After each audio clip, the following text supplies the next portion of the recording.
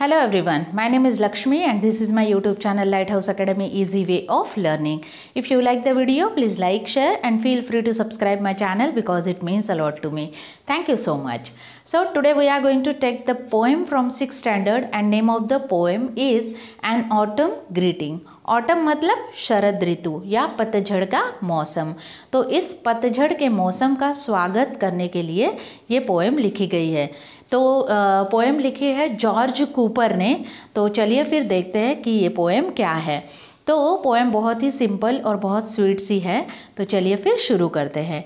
N autumn greeting, शरद ऋतु का स्वागत।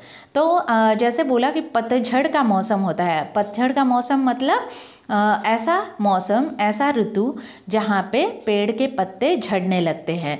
तो इसको कवि ने एक अलग तरह से देखा है। तो देखते हैं कि कवि को क्या कहना है। कम लिटिल लीव्स, कवि कह रहे हैं छोटे छोटे पत्तों को। अब कौन से पत्तों को कह रहे हैं?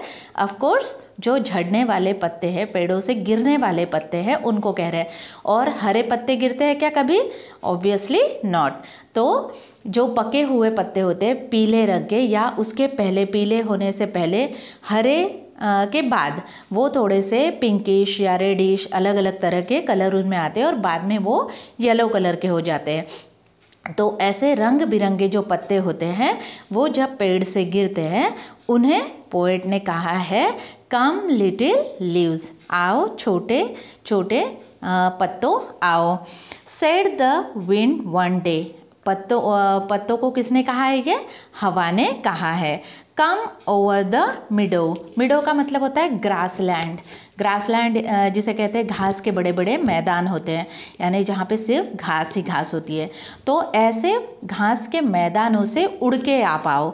Come over the meadows with me and play, हवा कह रही है, विंड कह रही है कि मुझसे तुम मिलके क्या करो, इन ग्रासलैंड के ऊपर से या घास के मैदानों के ऊपर से उड़ के आओ मेरा सहारा लेके, और हम खेलेंगे। And play, put on your dresses, अब ये पत्ते जो उड़ रहे हैं उनको ड्रेसेस या कवि ने जैसे कपड़ों की उपमा दी है। और रेड एंड गोल्ड, जैसे मैंने बताया ना कि वो पीले पत्ते होने से पहले, हरे के बाद वो अलग अलग रंगों की छटाओं में बदल जाते हैं। तो उसी को कवि ने जो है वो कपड़ों की कल्पना की है या तुलना की है।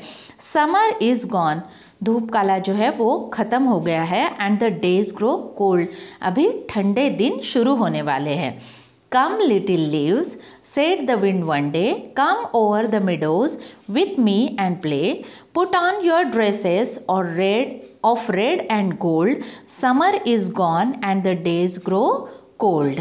Next है, soon as the leaves heard the wind's loud call. जैसे ही उन पत्तों ने विंड की आवाज़ यानी हवा की आवाज़ सुनी, हवा का कॉल सुना। कॉल का मतलब जो हवा उन्हें कह रही थी कि आओ आओ, लाउड कॉल, डाउन दे केम फ्लटरिंग, और वो वैसे ही पेड़ों से फड़फड़ाते हुए नीचे गिर पड़े। वन एंड ऑल, एक के बाद दूसरा, दूसरे के बाद तीसरा, ऐसे करते करते सारे। ओवर द मिडोज, और घास के मैदानों के ऊपर से, दे डांस एंड फ्लू, और उड़ते हुए जैसे डांस करते हुए वो घास के मैदानों के ऊपर से हवा का सहारा लेके डांस करने लगे। सिंगिंग द सॉफ्ट, अभी ऑब्वियसली पत्ते जब उड़ेंगे तो उनमें से आवाज़ आएगी और वो आवाज़ बिल्कुल भी नॉइज़ नहीं होगा, कोई बहुत ही मधुर सी, कानों में बहुत अमृत घोलने वाली आवाज़ होगी, है ना, बहुत ही सुंदर आवाज़ होगी। तो singing the soft little songs they knew, और ऐसा गाना वो गा रहे हैं जैसे उन्हें वो गाना हमेशा से याद है या हमेशा से वो गाते चले आ रहे हैं। कौन? पत्ते। तो सुन as the leaves heard the wind's loud call, down they come fluttering, one and all, over the meadows they danced and flew, singing the soft little songs they knew. And last stanza है इसका, dancing and flying the little leaves went, ऐसे नाचते हुए, गाते हुए, उड़ते हुए ये पत्ते जो है वो कहाँ है, हवा उन्हें जहाँ लेके गई वहाँ चले गए।